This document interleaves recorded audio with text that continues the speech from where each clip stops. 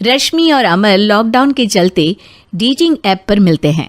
उसी बीच उनकी बॉन्डिंग बहुत अच्छी बन जाती है और दोनों एक दूसरे से प्यार करने लगते हैं। बस लॉकडाउन खत्म होते ही चट मंगी पट शादी। उससे पहले घर में बात तो कर लो। अरे माँ पापा कभी मना नहीं करेंगे।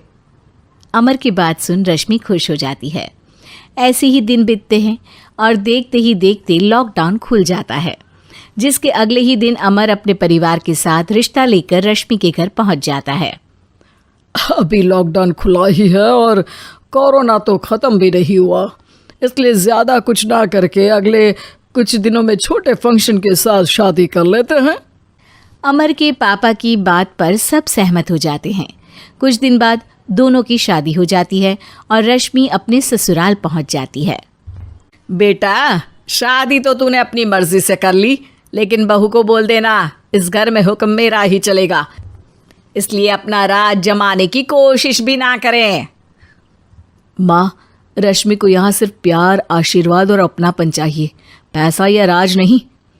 बेटी की बात पर सास मुंह बनाए वहाँ से चली जाती है और अब वो हर रोज़ रश्मि को परेशान करना और ताने देना शुरू कर देती है।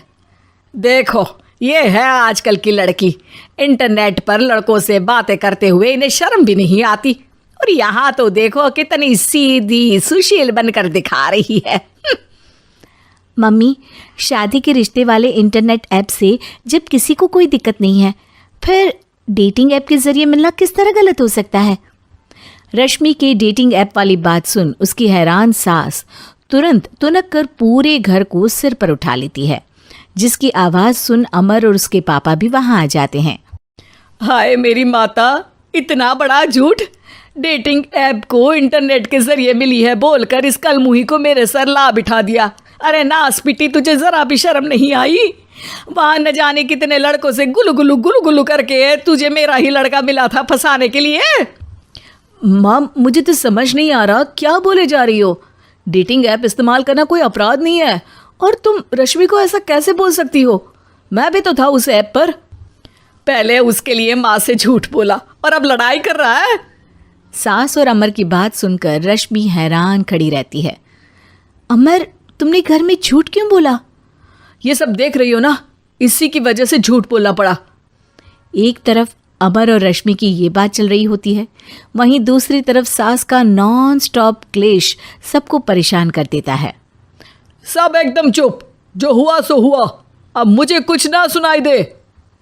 पति की बात सुन सास चुप होकर वहां से चली जाती है, लेकिन अब वो रश्मि के सिर दुनिया भर के सारे काम डालकर उसका जीना पहले से भी ज्यादा मुश्किल कर देती है।